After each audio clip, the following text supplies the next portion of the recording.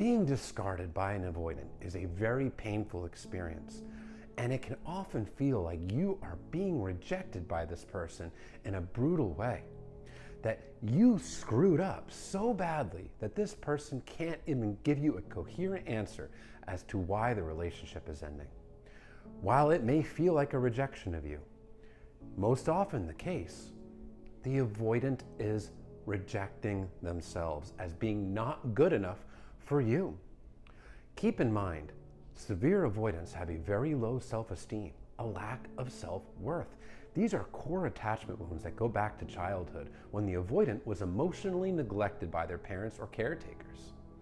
Due to this emotional neglect, the avoidant grows up feeling unlovable, and this is a feeling that they still carry as fully grown adults.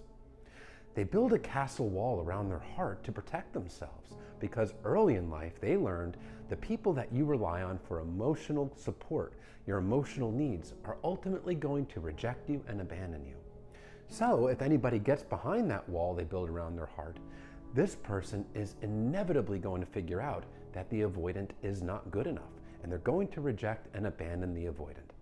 Especially a partner that is emotionally available and willing to be vulnerable and loving to the avoidant.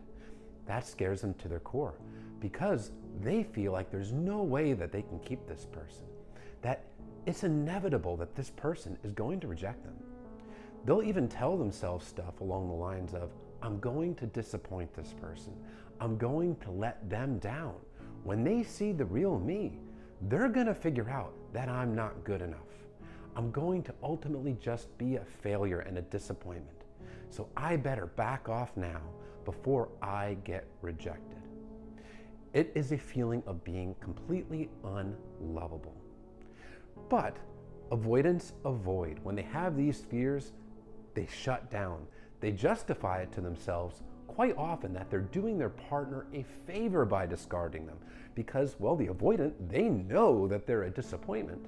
So they're sparing the partner from being with somebody who isn't good enough for them. They will often make these justifications in their minds. Now, yes, there are other avoidants that don't want to even take that accountability and will try to blame their partner for their fears, claiming that their partner's too needy.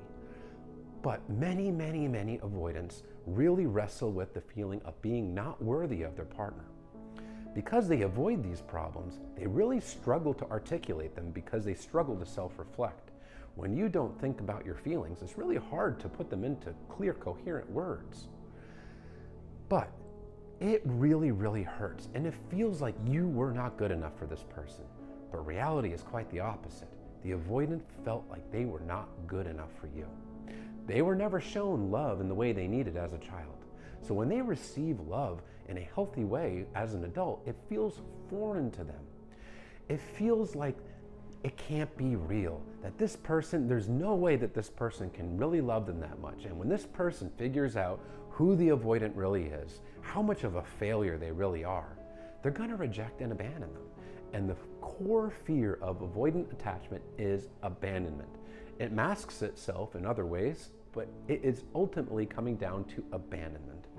Emotional intimacy leads to abandonment. That is the avoidant mentality. So when you have a person that fears intimacy and has a low self-esteem, they're going to run from a partner that shows them love. They're going to run from a partner that shows up for them. They're going to run from a partner that is willing to be available and vulnerable for them. The avoidant doesn't know how to give or receive love. They were never taught as a child. And due to the lack of self-reflection, they often are completely aware of why they shut down and push people away as adults. Now, they can get to the point where they're willing to heal and stop pushing healthy partners away. They can do it. They can become securely attached.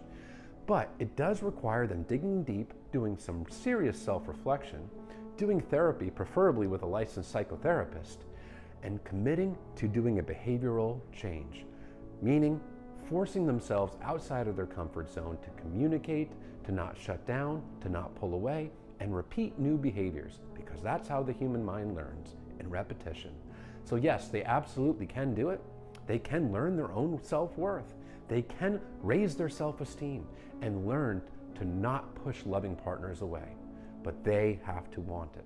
No matter how badly you want to fix this person and prove to them that they are in fact lovable, they have to want it themselves, because ultimately we can only control our own behaviors, and you can't fix anybody, and you certainly can't fix them by loving them harder.